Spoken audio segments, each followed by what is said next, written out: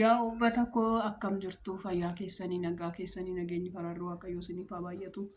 Mataan koo na dhadha'uu fi mataan koo na babbaduu fi dhugaa yuutuubii waggaa shananii itti dadhabee too baay'ee itti dadhabee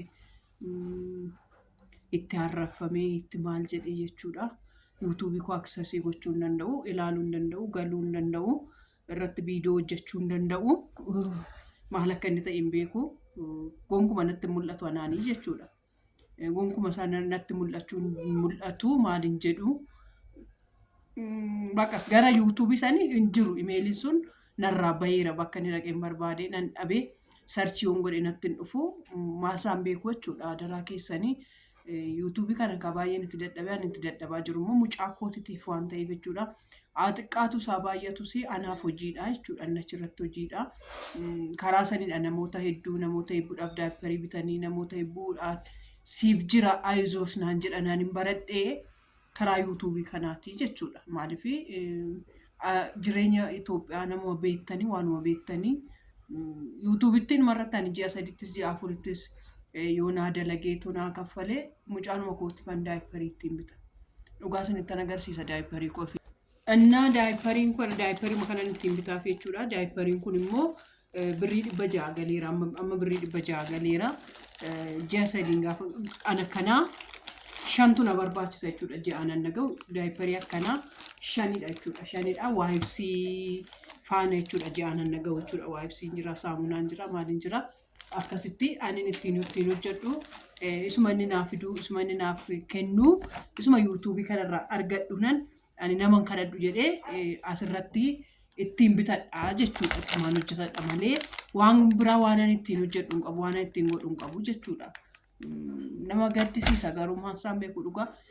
Baqa iyyiyyis na godhee mucaa koos nan ilaalee mucaa koo irraa immoo yoon dhukkubsadhee mana hakimii gale immoo baqa yuutuubiidhaan itti baddee abaddu jedhee immoo yaadee gara mataa kootitti deebi'ee amma isiniif danda'ametti maatiin koo jechuudha. Warroonni viidiyoo kana argitan ijaan ilaaltan adaraa keessan akka sabiskiraabii naa gootanii akkana jajjabeessitanii akkuma 18,000 gahee jedhee godoon gammadaa jiru dhabee maaliif akka 18,000 gaheeraa 18,000 gaheeraa noo jedhee gammadaan ture jechuudha. Maaliif baay'een itti dadhabee baay'een itti boo'ee baay'ee humnaan olitti ta'e waan ta'eef jechuudha. Bakka inni dhaqee hin beeku. Bakka inni dhaqee hin beeku. Isaan afaan Amaariffaatti nirras barbaade nan dhabee. Imeelotuma kootu narraa yaa'e waan isaan wallaalee waan taa'ee mugaa yeroo tokko taa'ee fa'aa mucaa koo baadhee jechuudha. Fakkeenyaaf maal kan sa'aatii 8-9 haadha eebbaa sa'aatii 8-9 odoo naa bilbilattanii mana argattu jechuudha. Halkanis ta'e guyyaas ta'e jechuudha. Hirriba rafuu hirriba eegarrafee waggaa 9 ta'eera waggaa 10 ta'uufan deema. Kanaaf hirriba rafuu shifaanumaan olii gadi jedhaa waan asitti dhufee tokko dhufee taphadhu waanuma natti toleetoo jiraadhu fakkaata namatti. Garuu amma nan dhabee bakka yuutuubii koo. Nan dhabee yuutuubii koo of harkaan dhabee. Of harkaan dhabee kanaaf jechuudha. Waan isaan beeku bakka inni dhaqes hin beeku. Karaa kamiin illee arguu hin dandeenye. Dhugaa arguu hin dandeenye. Imeelota koo jechuudha. Inni sun 15 qaba. Inni sun 17,500 moo galee. Inni kun 18 galee. Garuu bakka isaan dhaqan hin beeku. Hin beeku dhugaa hin beeku. Kanaaf mucaa kootiif jecha sabiskiraabii naaf godhaa. Bakka mucaan koon ittiin guddifadhaa. Akkanas hin itti bahee sin hin kadhadhu. Ammas sin kadhadhu. Ammas sin itti bu'u. Ammas sin itti bu'u. Ammas sin kadhadhu. Kanaaf yuutuubii kanaa dhugaa maatii naaf ta'a bakka. Maatii naaf ta'a. Warroonni sin bira ga'e hundi keessaniyyuu sheerii naaf godhaa. Sheerii naaf godhaatti naaf deebisaa yuutuubii koo. Yuutuubiin baay'ee itti dadhabeedha. Yuutuubiin baay'ee itti dadhabeen dhabee. Yuutuubiin baay'ee itti dadhabeen dhabee hin jiru. Isiniin jedha. Kophaa miti waan ta'eef isin qaba waan ta'eef isin naaf jirtu waan naa ta'eef jechuudha. Dafnee guddifna.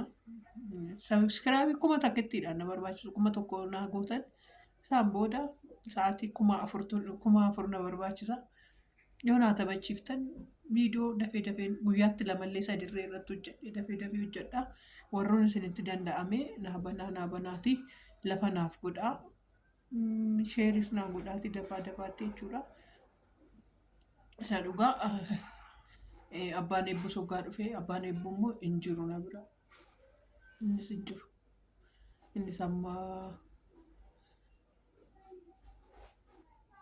torbee har'aatti hin jiru. Amma torbee har'aatti hin dhufu. Akkuma hin taanetu godhaati jechuudha. Akkuma hin taane godhaati sabiskiraabii naaf godhaa. Mukaa sabiskiraabii naaf godhaa. Zamni zeeroo irraa jalqaba. Zeeroo.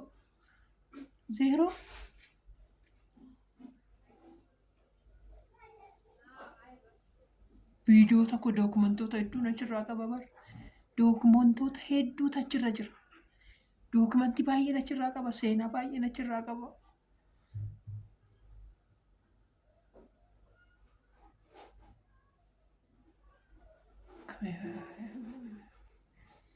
Seenaa hedduutu irra jiru. Baay'eetu irra jiru. Kanaaf jechuudha. Nama Oromoo koo adaraa keessan.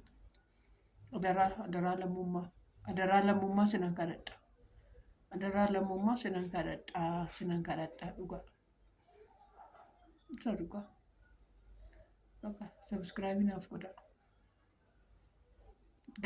Galgala viidiyoo siifoodhaa fi viidiyoo siifoon hojjettee naa ergite diraamaa viidiyoo siifoo kutaa tokkoffaa jedhee irratti postotee sa'aatii 4 gaafa jedhee gaafa sa'aatii 4 boodatti garagaru hin jiru.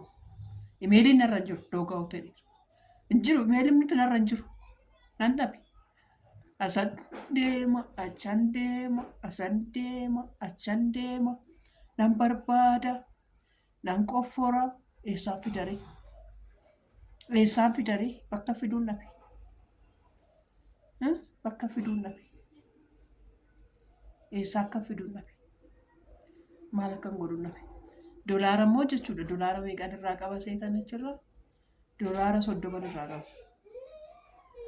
Dolaara 30 fudhatee dolaara 30 irra jira.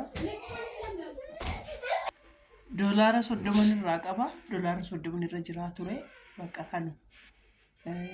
Imeelii isaanii immoo jechuudha. Baay'ee namoota hedduu imeelichaan yuutuubiin oduu bade imeeliin isaa akkamitti jalaa bada. Anammaan imeelii ta'an imeelii jechuun baay'ee namoota hedduu namoota bebbeekamoo namoota eebbuu faana gara fuulduraatti waan hojjechuudha barbaadu faana haasa'uu namoota gurguddaa faana jira beektaa imeelichi nama harka galee dhiyeessanii nan argadhaa kana jechuudha. Garabbii imeelii jechuun koo akkaawuntii ofii isa tokko jechuudha silkii ofii jechuudha.